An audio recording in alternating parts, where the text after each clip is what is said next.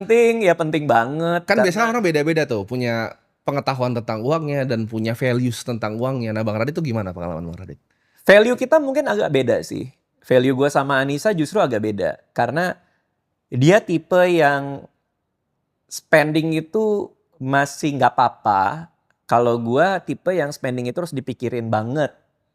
Which is itu mungkin ada soal masa lalu, soal keluarga, soal prinsip-prinsip yang dari dulu dia punya, segala macam pengalaman hidup dia yang ngebuat dia pada sampai titik kayak gini dan gue kayak gini kan. Jadi punya values yang beda, menurut gue justru nggak masalah. Yang jadi masalah adalah ketika lo maksain valuesnya. Nah pernikahan itu nomor satu itu kompromi. Kompromi itu artinya kompromi itu artinya dua-duanya kalah tapi nggak apa-apa. Oke. Jadi nggak ada yang menang. Masalahnya banyak orang berpasangan itu maunya menang.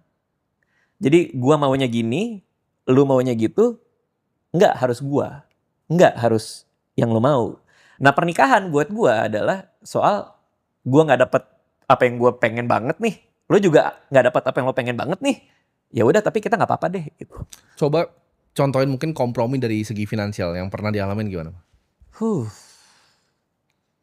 Kompromi dari segi finansial ya. Kalau kompromi dari yang lain-lain kan banyak, misalnya jalan ke nikahan dan lain-lain itu kan ada kompromi itu gitu. Kompromi dari segi finansial. Oke, oke, oke. Contoh ya. Contoh misalnya, ini contoh konkret nih yang barusan terjadi. Gua tuh ada rencana mau ke Melbourne lagi. Mau menghadiri Melbourne Comedy Festival. Karena tahun lalu gue sama keluarga gue datang ke Melbourne Comedy Festival. Tahun ini gue mau datang lagi ke sana. Nah, tadinya gue mau berdua sama Anissa. Mau pergi ke sana. Cuman setelah gue hitung-hitung entah kenapa di tanggal yang gue mau pergi itu tiket pesawat tuh berkali-kali lipat gitu. Nah ini Anissa duluan yang bilang, kita kan udah liburan ke Singapura, mereka sampai 9 hari bahkan di dalam setahun ke belakang ini udah pernah ke sana. Terakhir juga ke Melbourne, biasa kita liburan 2 tahun sekali, ini mau ke Melbourne lagi bareng dia.